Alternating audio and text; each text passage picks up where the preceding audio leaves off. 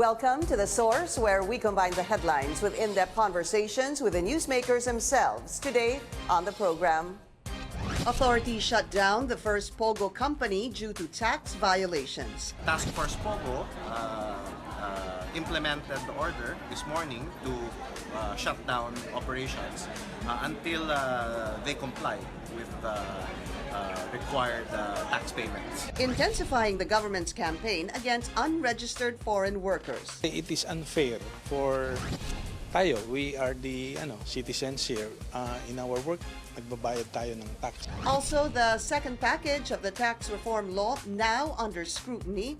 Sitira, Your Honors, aims to rationalize tax incentives to companies and investors will best apply to domestic enterprises, not to export-oriented industries. Will it cut or create more jobs? If they have lower income tax, then we're saying they will grow bigger faster. So that would mean more jobs. But then on the other side, there's a little bit of uncertainty. And after the Train 1 controversy, will lawmakers give the tax reform second package another shot? Finance Undersecretary and Chief Economist Karl Kendrick Chua and Assistant Secretary Tony Lambino join us live.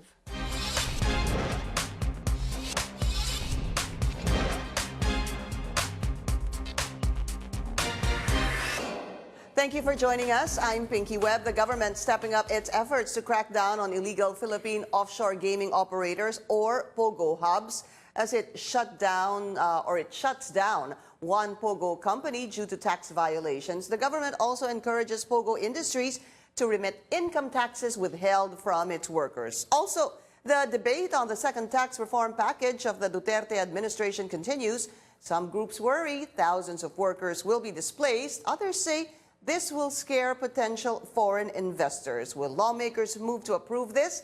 Let's go straight to the source of the story. First, joining us via video call is Finance Assistant Secretary Tony Lambino. Asek, good to see you, sir. Welcome to the show.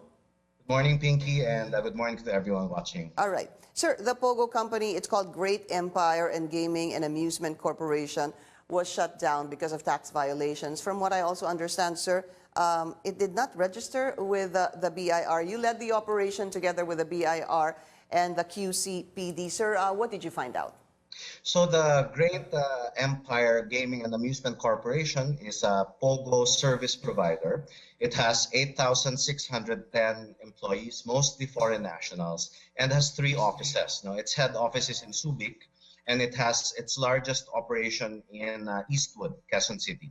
So it was a simultaneous shutdown yesterday for violating our tax laws. Particularly, the company is not registered for VAT purposes with the BIR. And so that was the reason why the shutdown was done. In addition, the company owes around 2 billion pesos for tax year 2018 in withholding taxes from their employees. So for all of these reasons, the shutdown was implemented yesterday, and the company will have to comply if it would like to continue operating. Apologies, sir. Can you run that by me again? How much do they owe government since when? The estimate for tax year 2018 for failure to withhold personal income taxes from their workers is more than 2 billion pesos. For the year 2018. All right. Asek, it was a simultaneous closure. So what you're saying is also the office, I believe, in Subic and Pasay were shut down as well? That's correct. Three shutdowns were done simultaneously. How many workers in total, sir? Well, actually, Pinky, we tried to be least disruptive in terms of the timing. We did it in the morning because most workers come in the afternoon, and they work till early morning. So the timing of the shutdown was done so that it wouldn't be disruptive to the people in Eastwood, especially since there are other offices in the area. Because if you had thousands of people leaving a building all at the same time, that would have caused some difficulty for everyone. 8,600 employees. So yesterday there were around maybe 300 to 500 workers in the office. But you're looking at a total of 8,600 for all 3 offices? That's correct. And a large majority of them work in Eastwood, around more than 8,000. The status, ASEC, of the workers, because in the video, there were some that were, I'm assuming, sila po yan, were asked to leave the offices. No? Are their status being monitored in terms of their work Well, visas? the task force Pogo that was formed by Finance Secretary Dominguez includes the Bureau of Immigration, the Department of Labor and Employment, the Department of Finance, PAGCOR, and the BIR, which led the operation yesterday. So yes, all these agencies are coordinated, and when it comes to the status of the workers, the Bureau of Immigration and the DOLE are in the lead. ASEC, if they do pay what is due them, which is about, you said, 2 billion pesos for the year 2018, does this mean that once they pay, they can go back to operations? Thank you. What the BIR said is that if they come clean and they pay what they owe, they will be allowed to operate. As to the specific conditions of resumption of operations, we'll defer to the BIR for that. But when you say come clean, does that mean they need to pay the full amount of 2 billion, or can there be some sort of negotiation on what is due them? That will be best responded to by the BIR, although the other thing that we should highlight, Pinky, is that there are around 120,000 workers in this sector in the country today. And, letter notices have been sent out to all the violating companies. And the hope is that compliance will increase, but these closure operations will continue until that time. How many companies are involved, sir? How many Pogo companies are there in the country right now, consisting of this 120,000 workers? Well, for the Pogo operators, there are maybe less than 60, anywhere from 40 to 60. For the Pogo service providers, around 200. Can you tell us the difference, sir? So, sabi niyo po, there are 40 to 60 companies, and then there are Pogo providers. So I think the difference is that the operators actually hold the gaming licenses. No? So they're the ones who work with their clients abroad and the like. And then the service providers provide the technical support to these operators. Mm-hmm.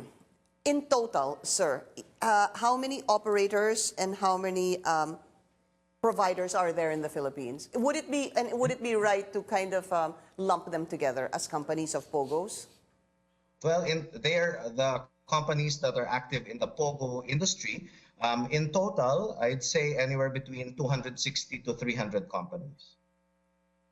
And that consists And of again, about they employ around 120,000 workers. 120,000 workers who are Yeah. mostly foreign nationals. In other and words, the other sir, thing with regard to the personal income taxes due, what Secretary Dominguez would really like is that the tax laws are fairly complied with, because Filipino workers, Filipino wage earners, have their monthly salaries adjusted for the withholding tax. And yet we have foreign nationals in the country who are not doing the same. No? So it's not a fair situation that we have. And so what Secretary Dominguez would really like is that the tax laws are applied fairly and complied with fairly as well.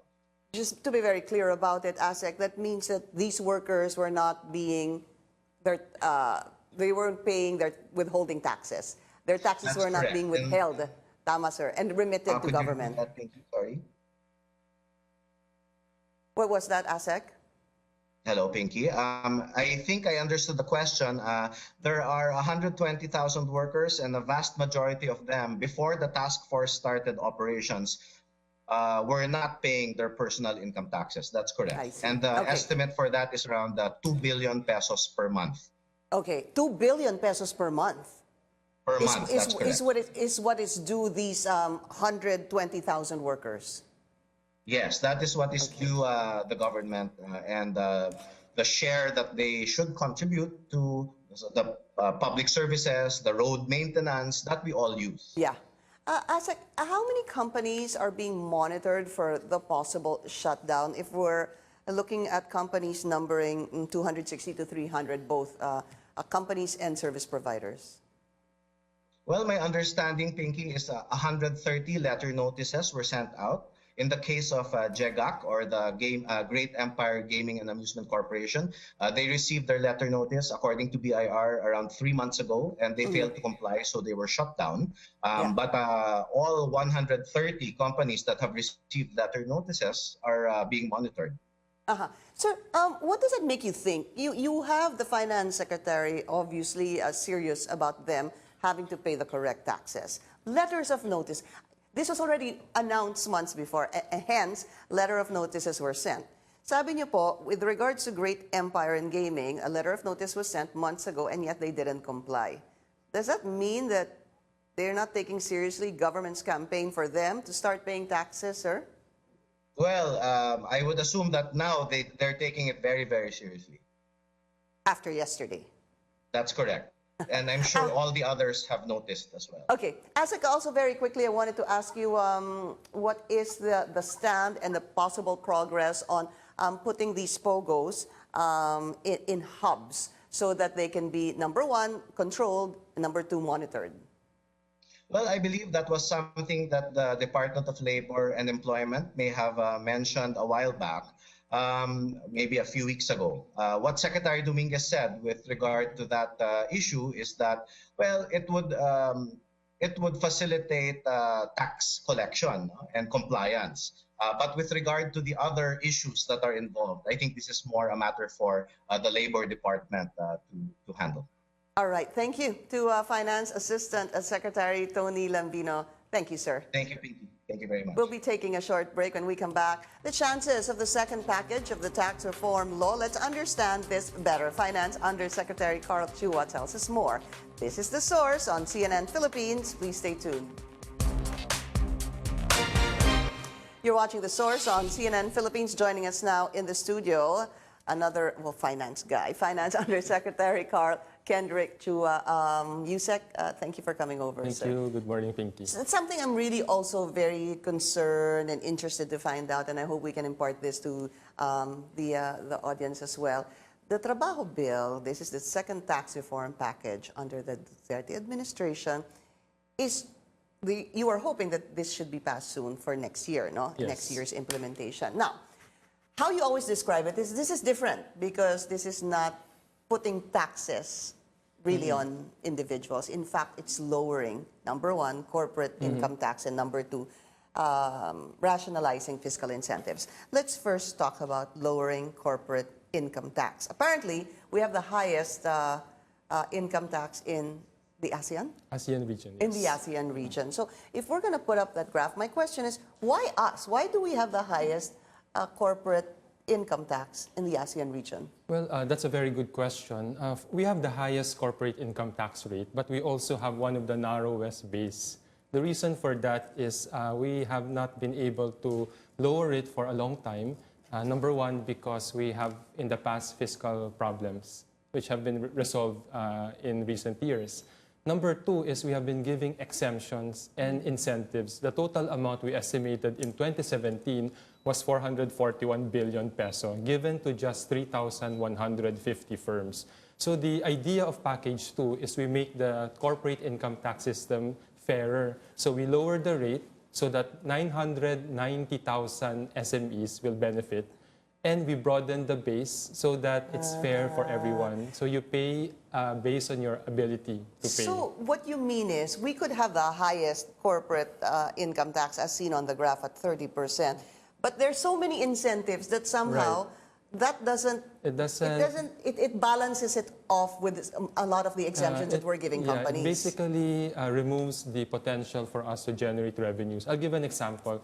Thailand has I think Thailand there has 20% corporate income tax rate, but it collects far more corporate income tax revenue than the Philippines. The reason for that is, although it has a low rate, it has a very broad base where everyone contributes. In the case of the Philippines, it's a narrow base. Yeah, it's very narrow, and then our investment priority plan, which determines who can get incentives, cover almost 70% of the economy. So potentially 70% of the economy can avail of incentives. That's the problem we want to address. So if they avail of the incentive, the 70% avail of the incentive, they're paying 30% corporate income tax, but they get so much incentives. So parang, do you lose out? Let me clarify. When you get incentives, you don't pay 30% anymore. You either pay 0, that is the income tax holiday, or you pay 5% on your gross income. So gross income is basically revenues minus your direct costs, like salary, supplies, goods, inputs.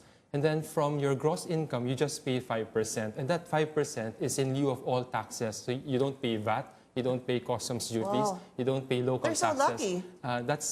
That's what they have been experiencing for over 40 years. So when people say, or there's this fear that rationalizing fiscal incentives, you might actually lose, this could potentially have an effect of losing jobs. It doesn't quite equate to that.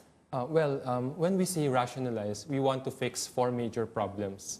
The first one is the lack of performance monitoring. When they get incentives, we hardly monitor if they really created the jobs or exported or brought some progress to the countryside. We don't monitor that. We don't. Even today, we are unsure about So why do you give incentives if you can't monitor in the those? past, the idea was the Philippines had less to offer. We had no infrastructure 20, 30 years ago. Our macroeconomics was less stable. So we were trying to attract as many we were people, trying to attract, but the investments, Philippines today is far different. Okay, so that's sorry, the first Yuseka, problem. I want to get to that because that's a rationalizing of the fiscal incentive, but I just want to go back to the, just one point I wanted to go back to on the government, corporate income tax. So we are at 30%, but the plan is every year henceforth, beginning 2020, that will lower 1%. 1 percentage point, yes. 2020 is 29%. Yes. Is that yes, correct? Correct. 2021. 2029 will be 20%. So in 2020, correct, it will be 29%, and then in January 2021, it will be 28%, and so on. So we will do it gradually for one reason. We also have a lot of priority programs. If we do it instantly, like from 30 to 20, that's 260 billion that will be lost immediately.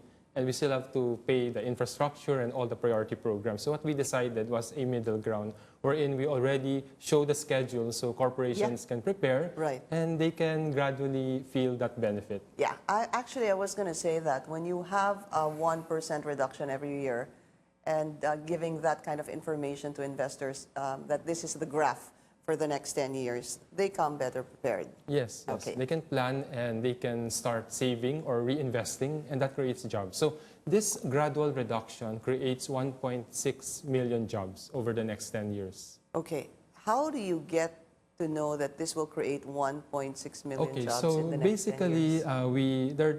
The method is simple. Number one, instead of paying the government, they have extra money. And then 80% of that money is usually reinvested. 20% is paid out as dividend.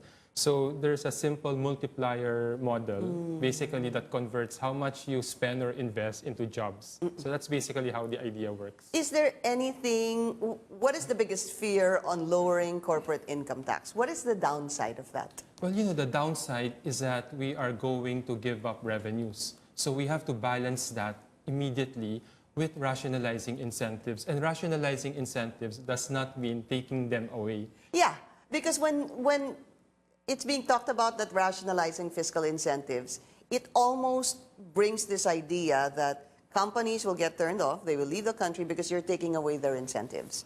Number one, what we always tell them is to first read the reform or the bill, because when I explain to them in Congress or in speaking engagement, many don't understand. The second is they have a sense of entitlement because some of them have been experiencing or receiving that for 40 years. Because we have the forever incentive clause. Once given the 5%, you enjoy it forever. So there is such a thing? Yeah, there is. Forever incentive clause? That is how the incentive system works.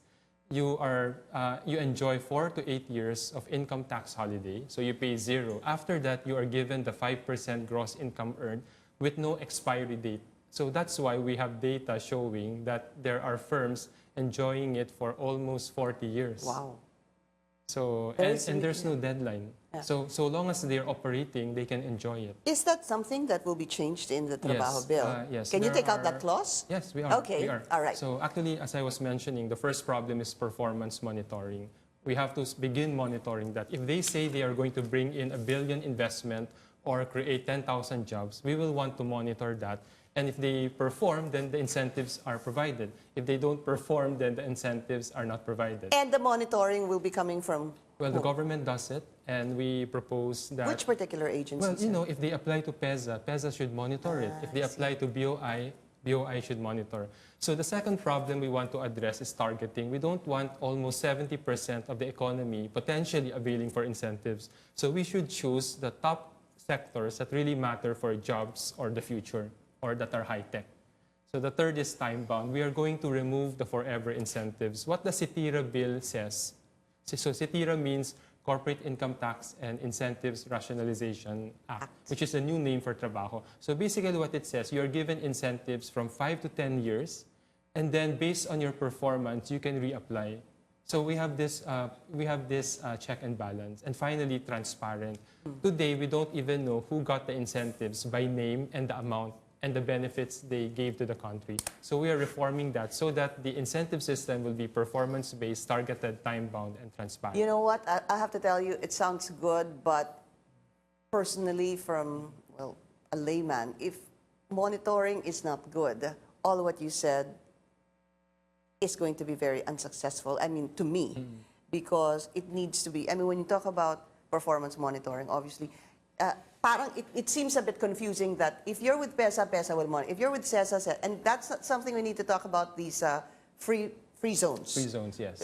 Apparently, we have about how many free zones? Well, you know, we have 540 plus free zones. Okay, we'll be talking about that. What are these free zones and why are they happening?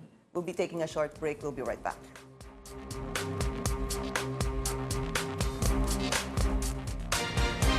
You're watching The Source on CNN Philippines. Our guest today, Finance Undersecretary Karl. Chua, sir, we were talking about monitoring. So wherever you are, am I correct, registered, that is the CESA or the PEZA or the SUBIC that will monitor your performance. So we want them to begin monitoring strictly instead of just submitting the application form, claiming that you will create so many jobs or invest so much. So PEZA or CESA or all those IPAs or investment promotion agencies should start monitoring yearly to see if they meet actually their promise.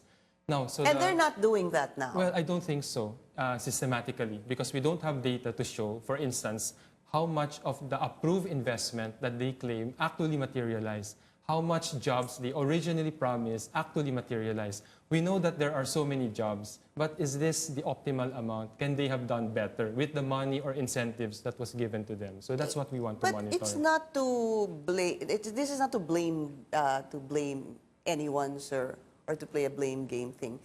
But isn't that supposed to be the mandate of a free zone or an IPA to monitor these companies that applied under their stewardship? Well, I think they are looking at it. But what we want to determine going forward is if all these benefits... Are they being fulfilled? Well, we don't know for sure. Okay. Because we have given, as I mentioned, 441 billion in incentives. So from the perspective of the Department of Finance, we want to know if the money given came back in returns. And the returns are exports or jobs or countryside development. So one example is true, our exports are growing, but our imports, because of the parts they import to assemble to create those exports, are also growing. For instance, jobs. The jobs are being created mostly in Metro Manila and in urban areas. So the idea here is, can we incentivize them to create jobs more in the secondary cities or in the countryside? So those are the monitoring that we want to begin. And then we talked about free zones, sir. This is, you know, we always talk about PEZA, CESA. How many free zones are there? And what do they comprise? Okay, well, as of 2018, there were 544 eco-zones or free ports. So the definition of each of these is that they are separate customs territory. In other words, they appear from tax purposes to be outside the country. Therefore, they don't pay VAT, duties, or any other regular tax. They are asked to provide pay tax, which is equivalent to 5% of their gross. Now, what are these free zones? Some of them are very defined fence areas like Subic or Clark. But increasingly, the far majority are buildings. including some casinos, integrated resorts, hospitals, hotels. All of them catering to some form of activity that is being incentivized. Why would a hospital be a free zone, sir? Well, in one case, they claim that they are providing medical tourism. Basically, foreigners come to the Philippines, get treatment, and it's treated as a service, export of service. And then buildings also that serve as call centers, sir? Call centers, BPOs. BPOs. And some hotels because they claim tourism is an export of service. Especially, even hotels that do not have casinos incorporated. There are some hotels in Metro Manila receiving incentives. I see. Okay. So So this is that needs to be something- changed. Well, we have to review them. So I believe that many of them deserve the incentive because they really provide I jobs. see. But also, many of them don't deserve it for two reasons. Number one is they are extremely profitable. They come to the Philippines because there's a market. So why give incentives? That money could be better used for education or health. The second is some of them have been receiving it forever, 40 The years. forever clause. 1,000 of them have been receiving it for 15 years or more. So basically, we think why we give allowance to our kids beyond 15 or 20. So that's the same idea. Yeah. So the infant industry argument has to stop somewhere. What are the chances, do you think, of this being passed in Congress? Well, the chances, I think, are very high for several reasons. Number one, the President himself mentioned this as a priority in the SONA. And this is the third time he mentioned the Trabajo Bill or the tax reform on incentives. The second is it passed the House overwhelmingly. The third is in the Senate, the general direction now is not to oppose, but to negotiate. So basically, people see the eventuality of this. Okay. And we're trying to find the best balance to get this reform moving. Just very quickly, Yusek, how much can we earn from the Trabajo Bill and how many jobs can be generated because of this? Well, this is how it works because we are reducing the corporate income tax. So every 1 percentage point will cost us around 26 billion. Now, that is offset by the rationalization of incentives. So what that means is we give firms 2 to 5 years to adjust, and then they apply again if they qualify. And our computation works in such a way that it's broadly revenue neutral. So the money that we give back to the people in the form of lower income tax is somehow recovered by incentives that are no longer needed. Okay. But for those who need incentives, we continue to give. What about jobs? Okay, jobs. Very quickly. There are many claims that this reform will destroy jobs. But I don't believe for many reasons. Number one, we are lowering the corporate income tax. As I mentioned, that creates 1.5 million jobs.